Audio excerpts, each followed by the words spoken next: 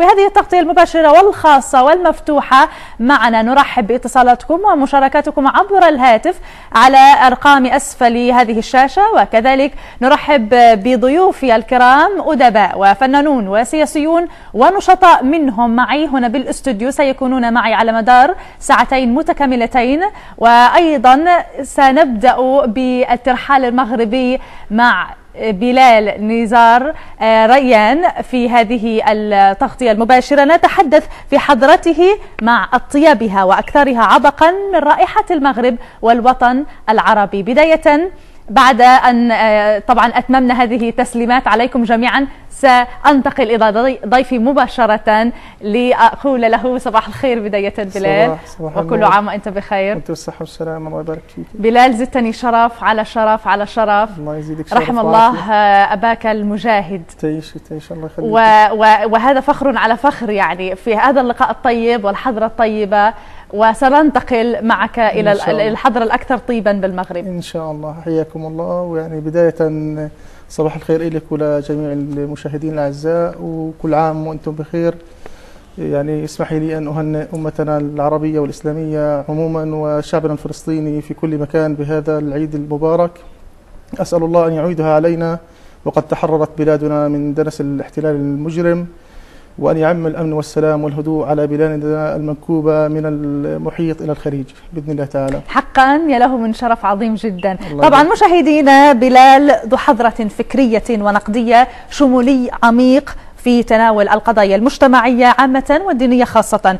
هو كثير الأسئلة، محب للتجوال، وصاحب للكثير من العلاقات الوطنية والعربية. في حضرتي اليوم نعود ببلال حيث المغرب في زيارة له قبل بضعة أشهر لكي يرصد لنا الحياة والواقع الفكري والمعيشي الحضاري والإسلامي هناك. بلال، من جديد بداية دعنا نتحدث ونحكي عن السفر، يعني طريقة إحيائك لنقل الأفكار. أي الآفاق التي فتحت لك السفر إياها من نقاط تحول، دعنا نقول. نعم. وبداية رحمة الله الوالد كانت دراسته في الخارج، درس الماجستير في الأردن والبكالوريوس في السعودية، والدكتوراه كانت في سوريا والسودان. في جميع مراحل دراسته كنا نتنقل معه. تعرفنا طبعا على المجتمعات العربية، درسنا في المدارس في الروضات كذلك، اختلطنا بالشعوب في ثقافتها. نعم.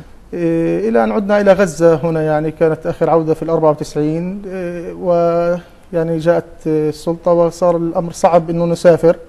في بداية 2005 خرجت إلى دمشق، كانت أول رحلة بعد 94. نعم. جلست في دمشق تقريبا عام، سكنت أنا وزوجتي وأبنائي هناك. كانت يعني رحلة فريدة في حياتي. كانت هذه الرحلة تعرفت فيها على دمشق للمرة الثانية وأنا أكبر من الابتدائية. زرنا المسجد الإموي وقلعة دمشق وقبر صلاح الدين الأيوبي، واختلطنا بالأهل هناك، شعب والحياة المنفتحة مع المسيحي جداً والمسلم. نعم. بلال، كان بيتي مقابل بيت شاعر مسيحي كان محترم جدا. الله، هل لك أن تذكر لنا اسمه؟ نعم، نزيه، الشاعر نزيه، لكن بالضبط العائلة لا أذكرها. نعم. كان دائما يعيد علينا في أعيادنا، نعيد عليه في أعياده، نسلم عليه. كان طبيب برضو، يعني أنا رحت على سوريا، كانت عندي إصابة في قدمي، وكان الطبيب غير مسلم يعني، وكان محترم جدا جدا في تعامله معي، يتعامل معي كصديق وكأخ يعني. وبالاختلاط بين الناس هذولات يعني تبين لي أن معيار العلاقات الاجتماعية بين الناس ليست بالضرورة أن يكون معيارا دينيا أو سياسيا أو فكريا.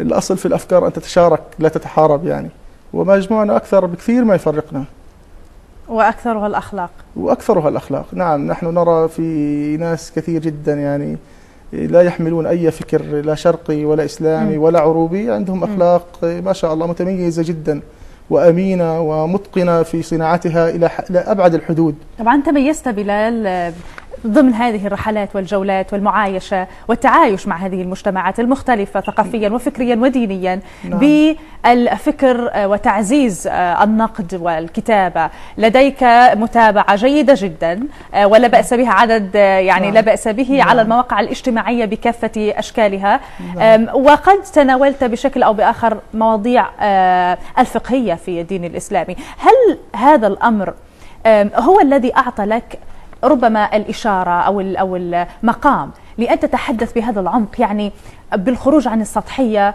والثقافة المجتمعية والعادات والتقاليد والعرف؟ نعم، هو حقيقة أنا يعني لست فقيها ولست متخصصا في الشريعة، ولكن لدي بعض العلم إن شاء الله بيساعدني في هذا المجال.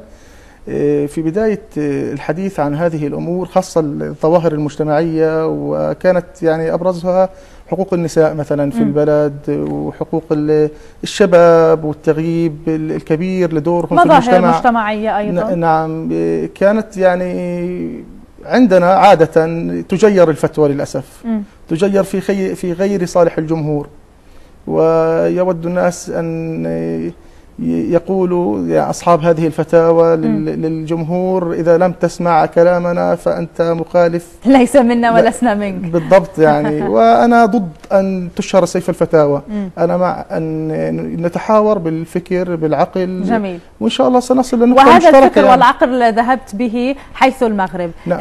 حتى يعني لا نخرج كثيرا عن أجواء العيد ونبقى بالأكثر عبقا، وقد ركزت حقيقة على أن أذكر هنا رحلتك إلى المغرب، المغرب الحضرة والعبق والحضارة بأكملها.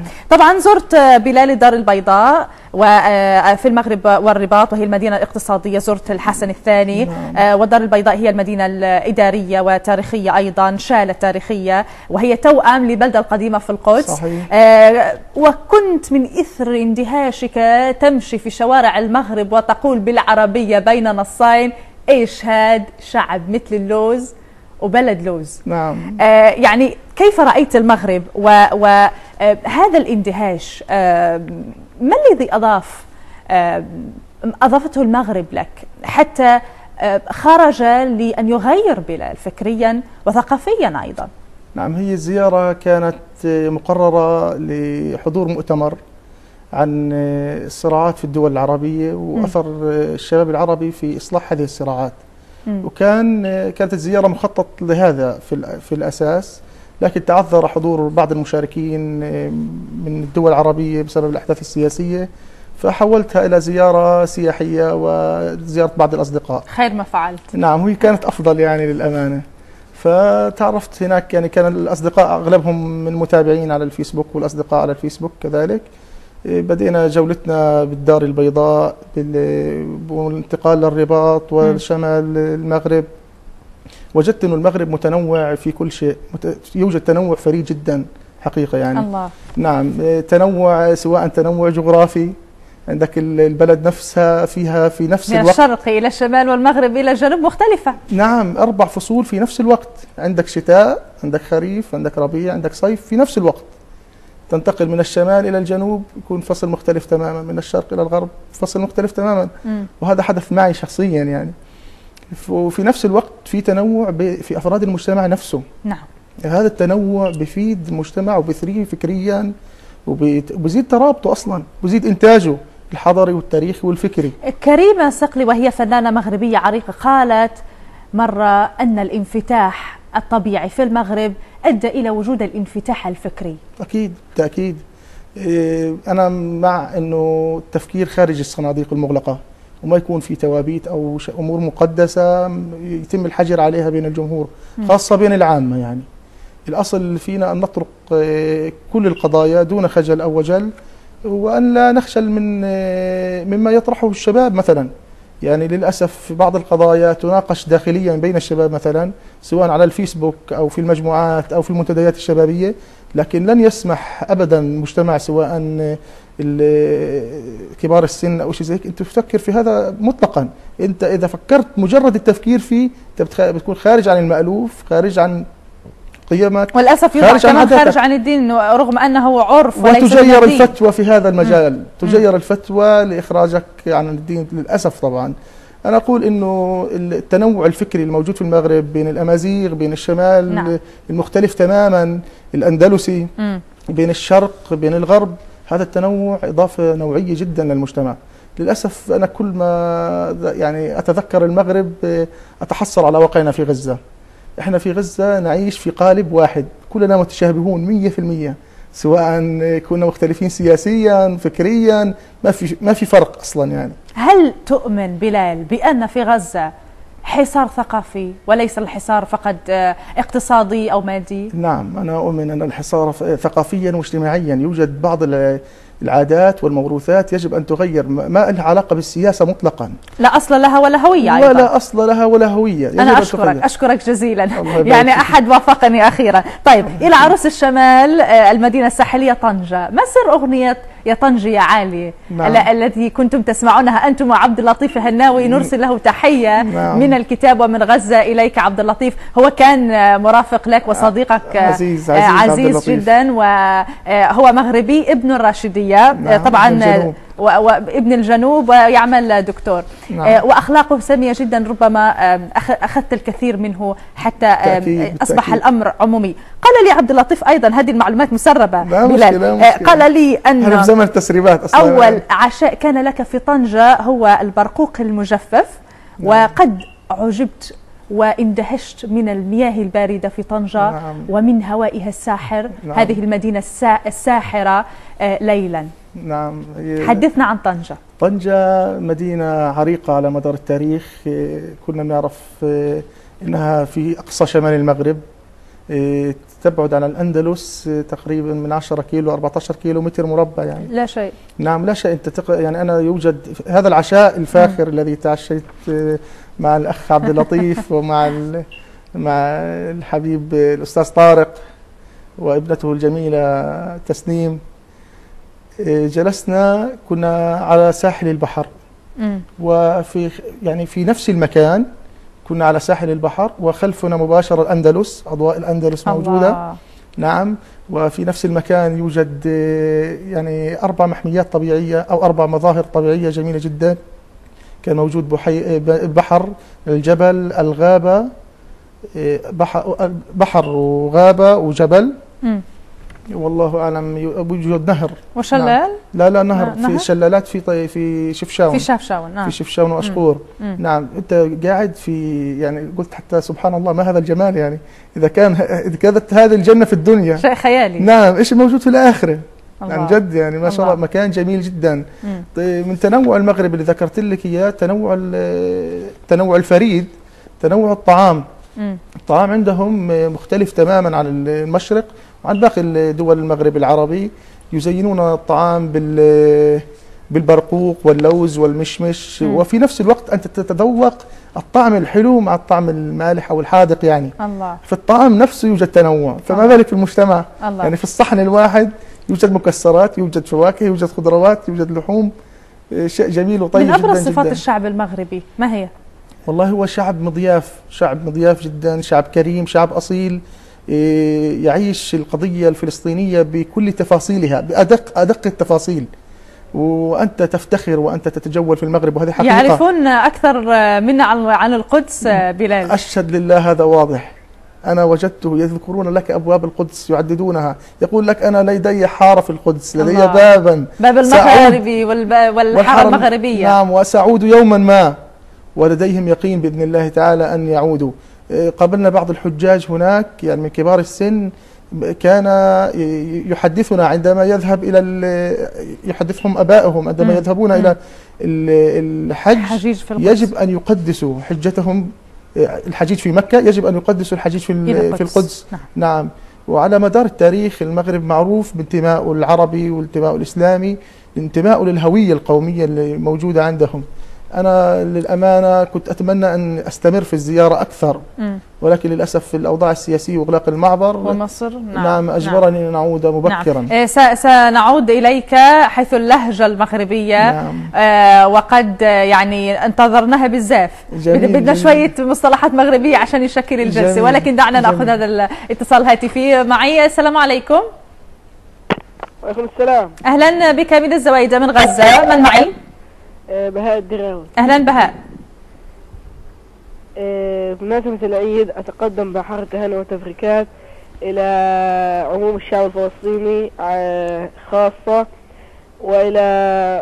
وأتقدم إلى سوريا الجريحة وإلى مصر الكرامة بمناسبة العيد، وأقول لهم إن شاء الله الفرج قريب إن شاء الله. وإن شاء الله نسأل الله في العيد القادم أن نكون محررين فاتحين في المسجد الأقصى، وأن نكون همومنا قد تفرجت عنا إن شاء الله. شكرا لك. اتصالات أخرى. إذا سأعود إلى ضيفي بالاستوديو، وتحدثنا عن اللهجة المغربية. هي معقدة بعض الشيء ولكن لها أصول عربية، يعني هي أقرب ربما إلى الفصحى العربية. ما رأيك؟ والله هي بعيدة أنا أشعر، لكن الأصول العربية بالتأكيد لها أصول عربية. ربما بعض المناطق زي الجنوب ربما تحتفظ باللغة العربية الفصحى، لكن في يعني صعوبة في فهمها. يعني أنا دخلت في أول ما زرت الدار البيضاء مثلا والرباط كانت سهلة. الدارجة المغربية سهلة بالنسبة لي. الشمال صعبة جدا. الجنوب يعني اختلط ببعضهم واضحة جدا، ما في صعوبة، لكن في الشمال يبدو أن اللهجة المغاربية اختلطت قليلا. طب هذا التنوع الذي تحدثت عنه، هل هو سر هذا الانفتاح الثقافي؟ يعني يخرج الفن من المغرب ويخرج الشعراء والأدباء من المغرب. نعم. وأبرزهم ربما يعني لمحمد شكري في رواياته. نعم. من طنجة هو. فهل أيقنت بأن هناك سحر رباني ربما في المغرب؟ والله هو لو احنا رجعنا للتاريخ سنجد أن المغرب يعني تنوع منذ الأزل، سواء بالأمازيغ، بالإخوة اللي جاءوا في الفتوحات الإسلامية. نعم. الحضارة الأندلسية واضحة جدا جدا في شفشاون، في تطوان، في الفن المعماري. نعم، في الفن المعماري صحيح موجودة كذلك في جميع المدن المغربية الشمالية. عندما هاجر الأندلسيون من الأندلس، نعم، سكنوا في المغرب، في شمالها تحديدا. نعم، سكنوا في تطوان، سكنوا في شفشاون. هم أصلا شفشاون هم اللي أسسوها أصلا، وما زالت إلى الآن. ربما يعني يختلف معك عبد اللطيف، يقول أن المغرب هي من صدرت الحضارة إلى الأندلس. أنا قلت له أنك يوجد بعض العنصرية لديك. نعم. طيب شفشاون تتميز بالقلاع والتاريخ والتراث، وفيها شلالات أقشور أم هي خارج؟ نعم، شلالات أقشور. نعم. طبعا أنت أسعدت بهذا الصفاء والبرودة المياه تحديدا. ننتقل إلى أول أيام في رمضان. كنت في فاس، في هذه المدينة القديمة، انتقلت إلى الأسوار، وهي شبيهة جدا على المناسبة من الأسماء والأبواب في مدينة القدس، وزرت جنوب المغرب، الراشدية والرمال الذهبية لمرزوقة، ومرورا بجبال الأندلس. ماذا كنت تتمنى؟ ما الذي تمنيته وأنت تزور وتمر بهذه الأماكن الخلابة؟ والله أنا عندما زرت هذه المناطق تحسرت، يعني شعرت بالحسرة على بلادنا. وأنا أدخل في شفشاون أتذكر جبال الخليل، جبال نابلس، أتذكر الجليل، أتذكر كذلك حواري القدس والبلدة القديمة. عندما تدخل في فاس، نعم، أنت تدخل في نفس البلد، نفس كل شيء. يعني من الصعب أن تصل إلى القدس ونابلس والبلدة القديمة في بيت لحم مثلا، ومن السهل جدا للأسف أن تصل إلى أقصى بلاد العرب، من السهل جدا. وبلادنا على مدى يعني 70 كيلو فقط، لا يمكن أن نذهب إلى هناك. وفي نفس الوقت شعرت بالفخر والاعتزاز لوجود هذه الحضارة العريقة في المغرب. المدن الموجودة إلى الآن، هذه شفشاون، طنجة، تطوان، المضيق، الفنيدق، فاس، منذ إقامتها الآن كما هي، لم يضيعوا التاريخ، لم يطمسوا الآثار، يفتخرون بأصالتهم وعراقتهم. للأمانة شعرت بالتوحد؟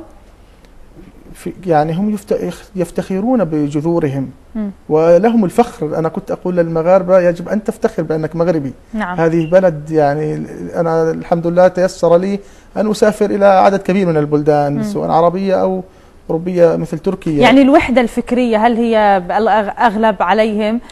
لا، هو أنا مش مع أنها تكون على نمط سائد معين يعني. لا، لم يكن أن يكون يعني أن يكون كل الأمور على قلب واحد. هذا نعم نعم. هو في البداية والنهاية يعني الخلاف لا يفسد الود قضية، سواء كان خلافا فكريا، خلافا عقائديا، خلافا سياسيا. لأن الوقت لا يسعفني، المخرج يعني يقول لي أن الوقت قد انتهى، ولكن في كلمة أخيرة إلى أهل المغرب ماذا تقول ونحن في 3 أيام عيد الأضحى المبارك؟ يعني نهنئهم بالمغرب، عواشركم مبروكة، وربنا يديم عليكم الصحة والسعادة والسلامة. نتمنى إن شاء الله ربنا يكرمنا، تشرفونا في ديارنا، وترجع حارة المغاربة في القدس وباب المغاربة عامر بوجودكم. نتمنى ونسأل الله تعالى أن يعم على بلادكم الأمن والاستقرار والسلام، وأن يرزقنا حسن الختام إن شاء الله. وقد قلت آخر ما خرجت أنك قد تمنيت أن يكونوا أهلك معك من استشهدوا في العدوى الأول على غزة. نعم. لأن يروا المغرب والشعب الطيب فيها. نعم نعم. ألف رحمة عليهم جميعا. اللهم آمين. ربنا يتقبلهم ويرحمهم ويقر عيوننا بالقتلة المجرمين إن شاء الله. بلال ريان، شكرا جزيلا لك على هذه الاستضافة الرائعة والتي فعلا شعرنا بعبق المغرب بها، وإن شاء الله تبقى مزيان ويعيشك بسلامة. آمين.